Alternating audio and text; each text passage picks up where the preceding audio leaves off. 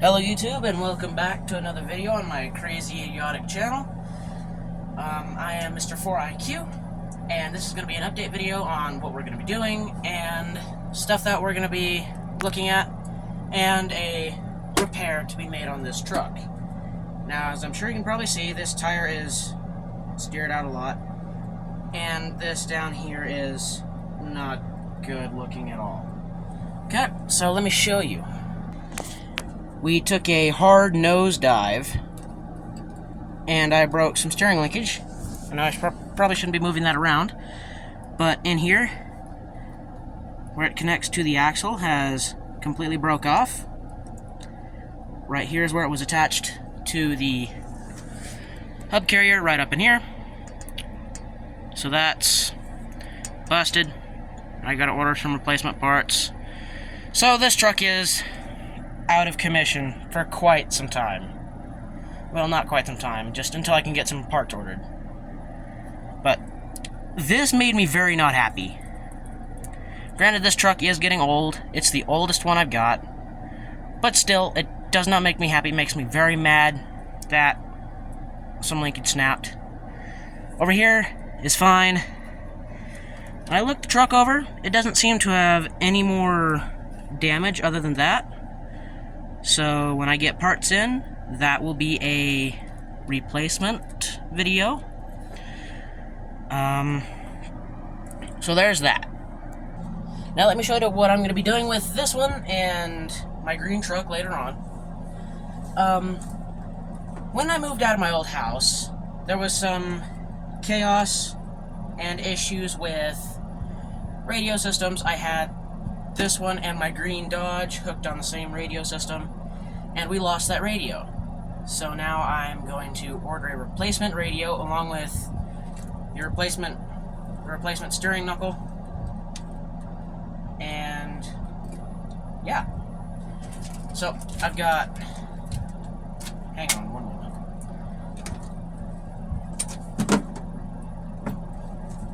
I've got a couple of FlySky FSGT3C receivers here. They are the normal 3-channel receivers. Well, 4-channel if you count the VCC. But I've got one here and one here, and these are going to go into, like I said, the green Jeep and the green truck. And yeah, these are going to go in, and I'm going to hook up a brand new radio system to them. And when I do that video, I will also do, in that same video, I will do the repair on my Jeep knuckle. I will do that when both of them come in. I'm not going to do it before, but got a couple receivers here. Now this is originally what I thought I could use to fix the green rig, but I realized these aren't what I thought they were. They're link mounts for the Gen 8, and yeah, basically they're not what I thought they were. And I have a massive LiPo collection. This one is for my BB gun. 1000 milliamp. And these are gonna be for the cars. Now, as you can see, I have a massive collection of LiPos. All of them, surprisingly, are 5200 milliamp, except for the little guy.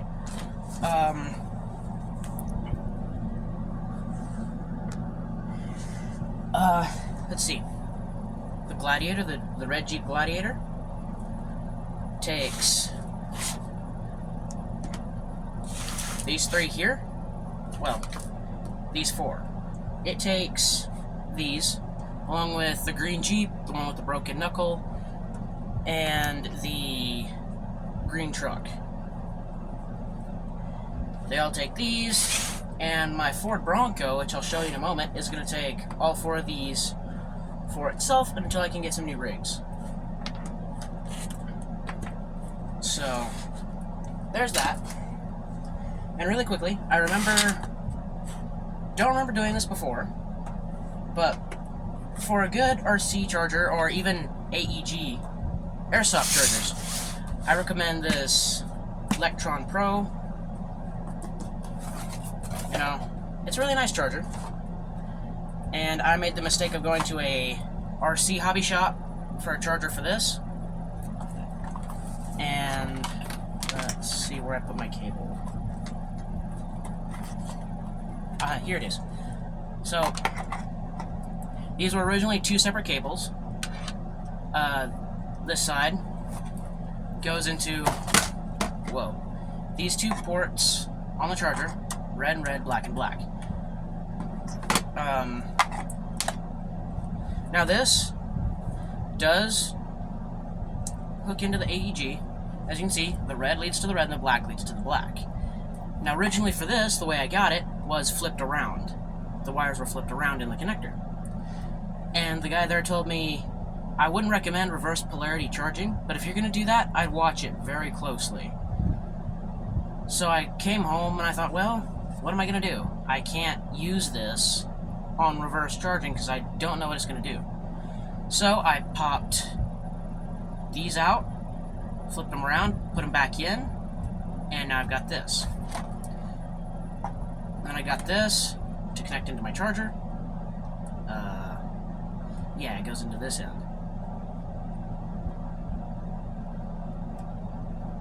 And that's how I did that. But for a good quality RC charger, I recommend this Electron Pro. It is a multi-chemistry charger. It charges LiPo, LiFe, nickel metal hydride, nickel cadmium, you know, stuff like that. Just quickly, if you're looking for a charger, I recommend this one. From my local hobby shop here in Grand Junction, Colorado. This cost me about $60, $64, $65, even maybe $66. But it is worth it. I promise it is worth it.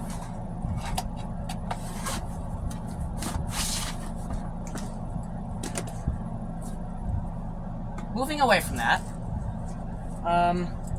allow me to show you what I plan on doing with my green Jeep and my dog. So in here, as you can probably see, I already have a FlySky FSGT 3C receiver in here, but this one's already bound to a radio, so I need to take that out and install a new one. This here is a Hobbywing Quick Run 1080 ESC, serving my Holmes Hobbies motor down there very well. And even when I do the next video, I'll do the whole taking this receiver out, installing the new receiver, binding it, and then fixing this truck.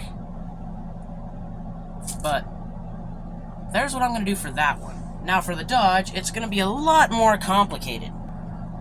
And I also failed to mention that with the Jeep, the steering was acting funky when I drove it last time. Like it seemed like one tire was moving a lot less than the other. And today I remembered it and I went to go look at it and I realized that it was cracked, and I tried to move it around a bit and it broke, which I probably shouldn't have tried to move it around. Oh, there we go. The body got stuck. But it happened during my last run, but I'm going to fix it and get it back up and going. Same with this one. This one here has got a Hobbywing Quick Run 1080 speed controller on here. Now, the receiver is actually in this little box here, so I have to take this lid off of this box and then put the new receiver in, link everything up, make sure everything works, and then this truck will be good to go.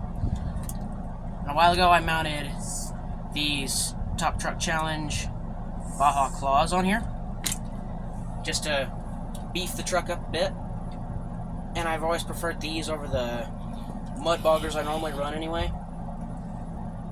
So that's that. So this truck is also getting a radio change. It might be getting a new body here soon too, because personally I really love this body. I've done a lot with it. the imperfections and breaks in the paint were not my fault. That was actually my father's fault, because he would randomly take this truck out and abuse it a lot. And even when we were out playing, he would purposefully ram into my truck, and it kept popping paint off of my body.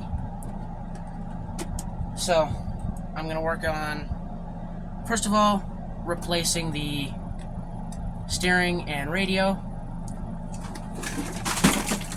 for this and the green Jeep, and stuff is falling off my shelf in my room.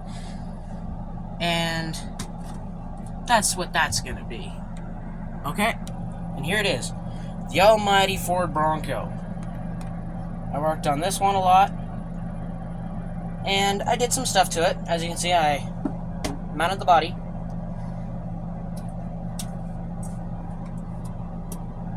I didn't do the best job at it, because the posts are not secured into the actual truck. But they're just there so I can secure them when I get the height and everything right. So with this truck, I did some configuring of the suspension down here. See, I moved the suspension down from its hole right here. Moved them down so I could set the post mounts in a place where they would stay. And back here, I didn't have a screw long enough to bridge that gap. So I took a small screw, hooked the link on the outside, put a nut in there and held it on. And I did the same on this side. And the suspension still functions, still moves, still articulates, considering how stiff the suspension in general is. Now if we look at the front, I did the same thing to the front regarding the suspension, and I put these washers in here so the screw wouldn't suck down and get stuck. I still have yet to really get any more electronics. The only electronics I've got are the motor and the servo. And ran into one small problem with this. The tires move, servo doesn't, and you compress the suspension. The servo doesn't move, but the tires turn. And as I'm sure you can probably see, Jamie, there's some different tires on there. Yes, you would be right. They are some Venom Ridgeline 2.2s. 2.2 scales. A while ago, I had a set of 4 of these on there, and they're so small compared to that, and I just like the size of the Bronco with these tires on it anyway. So, there's that. And I promise I will keep my word, and I will do a repair video on the Jeep. Now this, I was working on this, and then it hit me as I was working on it. Dang, why wasn't I recording? So, I will record the next one. But until then, we just gotta keep waiting and hoping and praying that we can get stuff ordered. Now, this is my beauty. Oh. This is my beautiful truck. They're all my beautiful trucks, but this one is my favorite. This is my Axial SCX 10.3 Gladiator. This one's my favorite, mainly right now because it's the only one that's running. Now this, I plan on doing a couple more things to this. I don't plan on keeping it the way it is. Let me take the body off real fast. Also, I love what Axial did with this. Concealing the body clips underneath the body down by the bumper.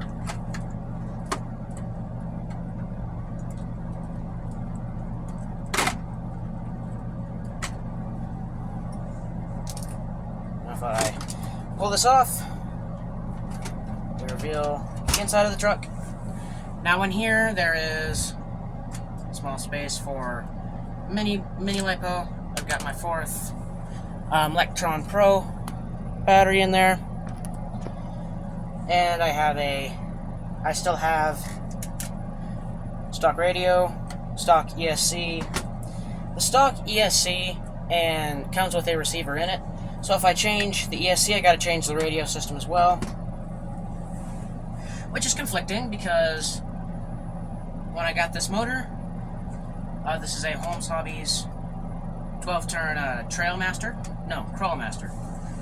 And I really enjoy it. I fell in love with it, like, the first time I laid eyes on it. And, yeah. Especially in the green Jeep, it performs really well. So, what I plan on doing with this truck is I plan on taking this front bumper out by itself, completely, and replacing it with a winch bumper. Because, if you already couldn't tell, I plan on getting a winch for it. I'm gonna get a winch, hook it up with a winch. Though I'm not sure I'll ever need it, I'm just going after a scale.